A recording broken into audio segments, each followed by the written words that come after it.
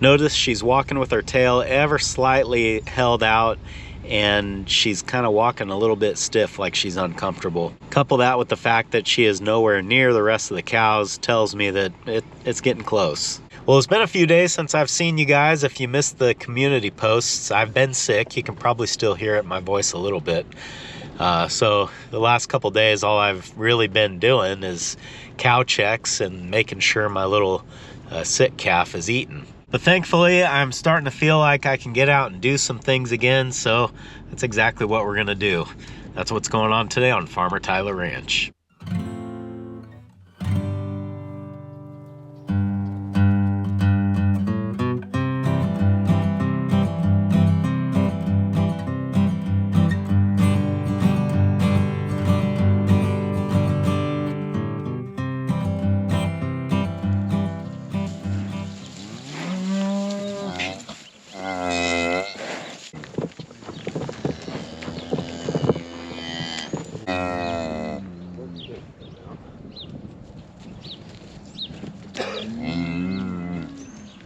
Well, that didn't go as planned. That cow is one, when you're tagging her calf, you better have a fence in between you and her, because about the second you take your eye off of her to get the tag in the right spot, she'll have you on the ground. But I'll get her. The nice thing about over here is there's not a huge time crunch, you know. As long as I know which calf is which, you know, if I just absolutely could not catch them out in the field, I can always bring them up here and get them in the chute and tag them that way. It's never actually come to that, but it could. The update I assume most of you are waiting on is about these two here, and there actually is some news.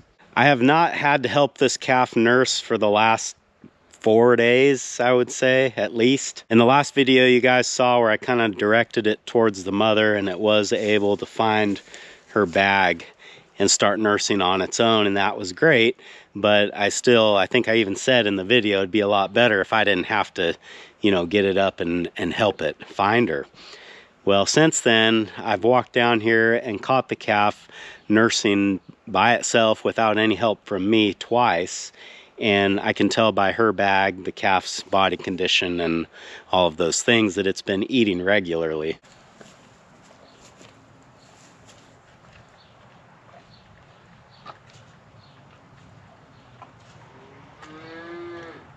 And there is a perfect example of what I'm talking about. So, long way of saying that the calf is nursing independently without any issues, and I don't even come down and check to make sure that it has eaten.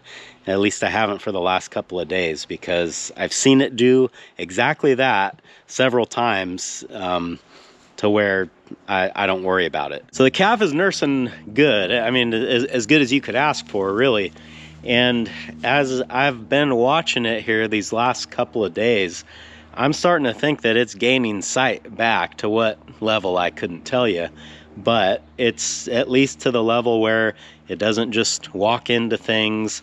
I've seen it navigate this gateway several times and not, you know, have any close calls as far as like running into stuff. One day I was even down here, and it must have been shortly after the calf started to be able to see, because it was just sort of walking around, exploring, sniffing everything as if it was seeing it for the first time. And I even saw it come up to the hay feeder and start chewing on a little bit of this hay. If I can get a good shot of her eyes, I'll show you, because to me they look far less cloudy. And I mean, they basically look like normal eyes now. If you never knew anything was the matter with them, I don't think you would be able to tell now.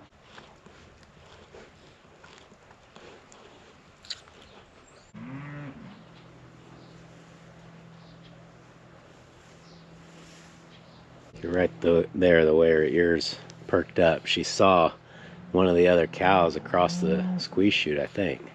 So if everything with the calf is looking so much better, then the question becomes, why is everybody still locked up? And the simple reason is just that I still feel like the calf is weak and lethargic, and I would like to see it get in a little bit better condition before I turn them out.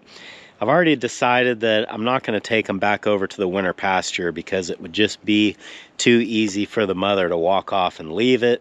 I don't know if she would do that, but it's just the potential exists over there, whereas here it's a lot harder for that to happen. For reference, the winter pasture I think is around 70 acres, and this field that the cows are out in right now is only 6. So I'm thinking maybe a couple more days. If I ever witness the calf like running, bucking, playing in here, that'll be an automatic ticket out into the pasture. But otherwise, we'll probably give them a couple more days, just make sure everything is smooth, and then I think that's what's going to happen, which is pretty cool when you think about it, because to tell you the truth, I probably didn't say this on camera, but when I brought this pair home, I didn't give this calf a very good shot of making it. I thought that best case scenario, I could keep it alive, but that it would be blind and it would need help eating, and basically, you know, euthanasia would be the most compassionate choice for the calf. It's certainly not looking that way now. So that's where we're at with these two. We're not completely out of the woods, I wouldn't say, but things are definitely looking a lot more encouraging than they were before. Next on the list is getting this loading alley finished. I see no reason why this can't happen today. Let's get this thing done.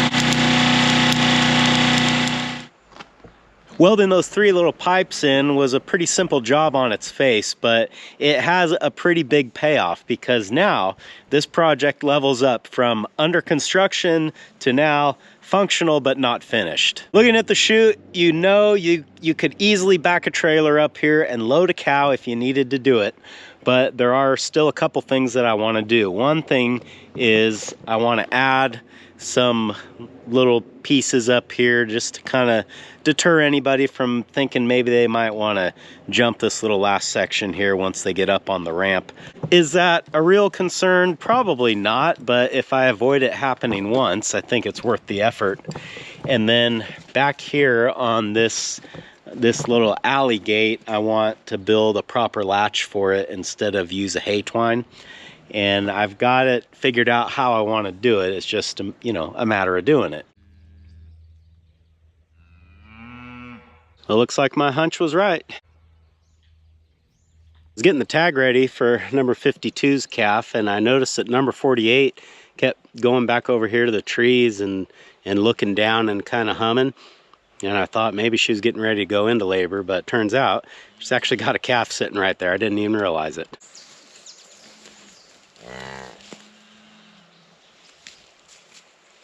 Oh, I'm sorry. That one hurt. It looks good on you. I always like catching them when they're real young like that, because they don't hardly even get up when you tag them. I keep waiting for number 52's calf to lay down so I can get it. I didn't really want to interrupt it while it was trying to nurse, but I don't know. We'll hang out for a minute, see what it does. Calf finally laid down. Let's give it a minute to get comfortable, and then we'll move in.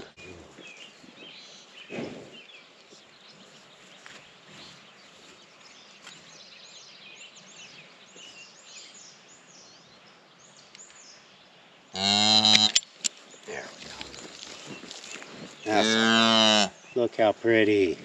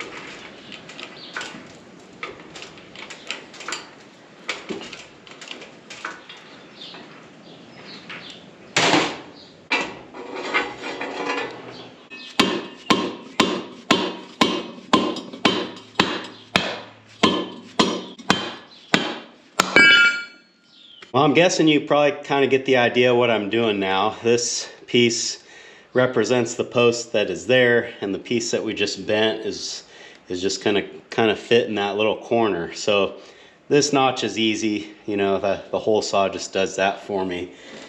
The tough notch is the one on this side. I know the top pipe is going to be about here, so I need to cut a weird angled notch on this end to make things fit upright.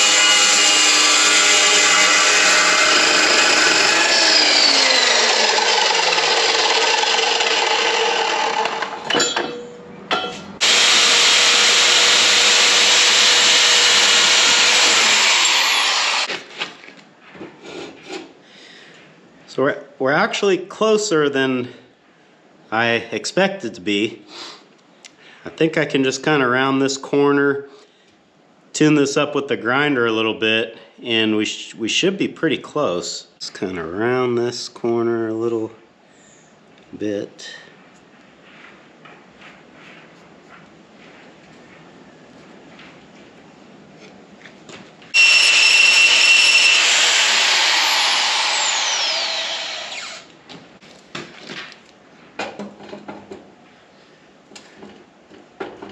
There's a little wiggle in there, but not bad. Now I got to make one more exactly like that. I've got all my pieces bent up and cut out the way that I think they need to be. So before I fire up the welder and get down to business, I do want to test fit everything and make sure that it fits the way that I want. And then, assuming that it does, we can get to it.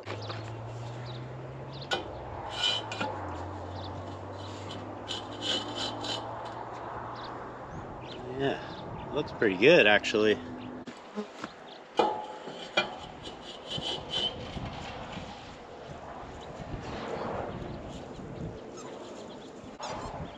Pretty good. Well, hello there, little one. How are you doing today?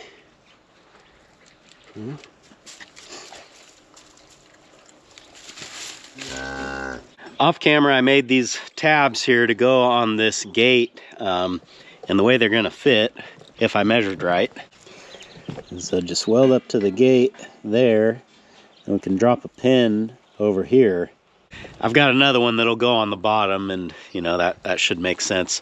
So it looks like everything's gonna fit. Let's go ahead and fire up the welder and finally get this finished.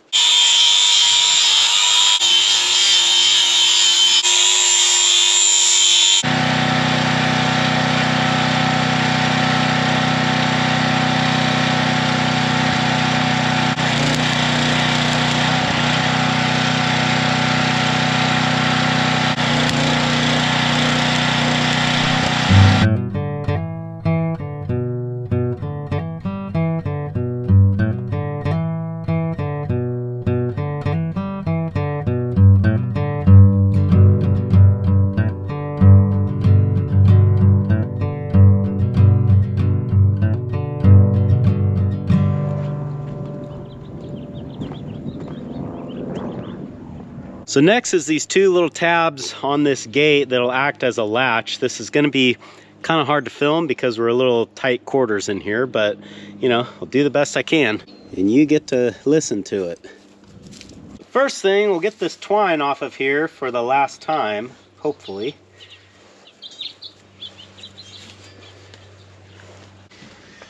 And then the tabs are just going to weld right in here somewhere.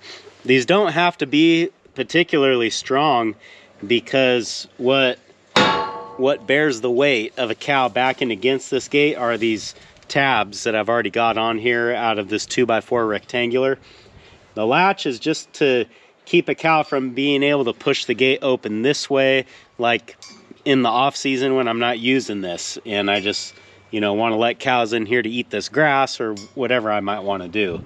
So the way I plan to do this, I've got the tabs clamped together to ensure that they stay square with each other and that the holes are lined up so this pin can fit in here.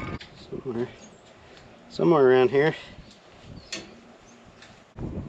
I know it's kind of jumbled up here with all these clamps, but basically you get the idea. These tabs are going to fit over the pipe, and then once the gate is closed all the way, you'll just drop that pin in and it should keep it there.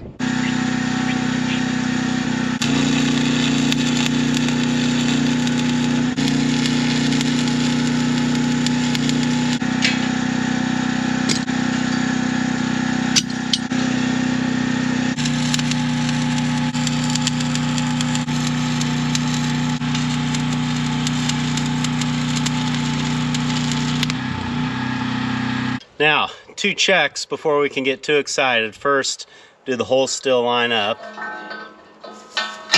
And they do. I admit, this is a 1/2 inch pin and I drilled 9/16 inch holes just to kind of ensure success here, but hey, it works. And then the other thing is, does the latch actually work as intended?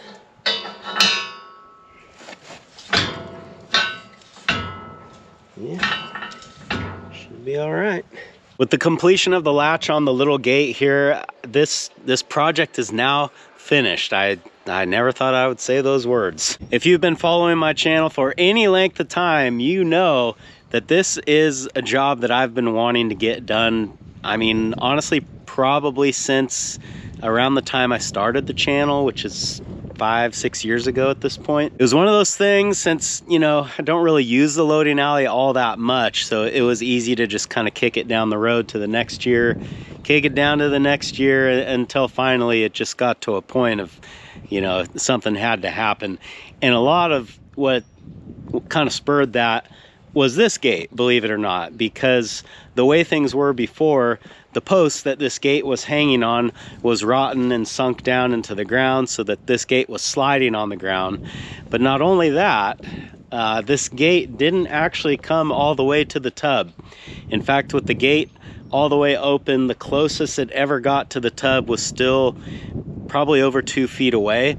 And this was a real problem loading cows, as you can imagine, because you've got them funneling the way that you want them, and then you've got this big 2.5 foot gap that they could easily fit through.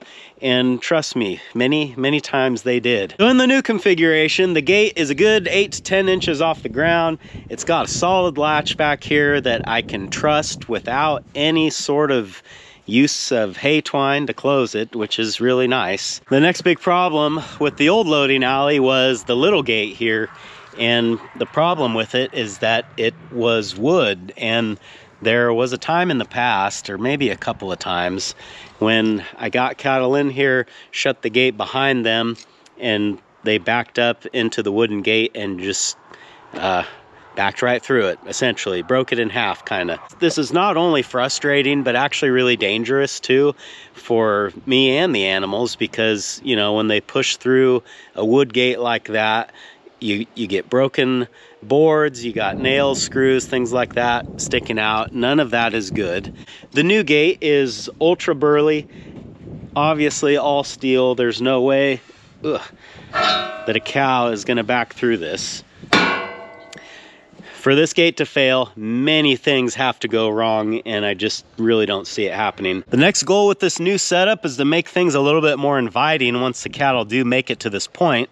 And I'll turn the camera around so that you can see. When you look down the alley, you see light, and the way that this used to be set up, you would just see a dark trailer. And, you know, cattle that are a little bit leery about loading, or have maybe never loaded before, that visual, it was just not ideal. I think this is a lot better this way. It's more inviting. It kind of makes them think that maybe, oh, I'll just walk up there and, you know, I'll be able to get out. And it's not until they get to the end of the loading alley when they really get a good visual of the trailer. The other thing that I wanted to do with the new alley was to have a smooth curve that brings the alleyway around, so that it is a lot easier for me to back my truck up to the end of the loading alley. If you guys remember, I would have to jackknife the trailer so hard to get it in the right spot so that the cattle could easily load. And, you know, that's all well and good. I can do that. But then when you have a full load of cattle and then you're pulling out of that jackknife, it's not really good on equipment, tires, and, you know, I just didn't really like it. I've not yet backed the stock trailer up to this thing, but oddly enough, the way that I just so happened to park the flat deck trailer here is about where I will be when I'm backing up to the loading alley. Like if I just kept backing that trailer up, you know, 6 more feet, it would be in the perfect spot if it was a stock trailer. What I'm trying to get at is you can see how relatively straight the truck and trailer are. They got a little bit of a kink in them, but that's not a big deal.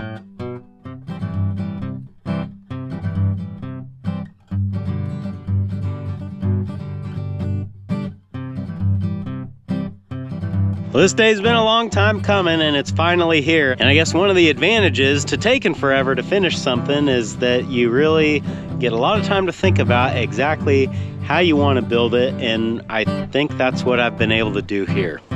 Thanks for hanging out with me today, guys, and I hope I'll see you again on Farmer Tyler Ranch.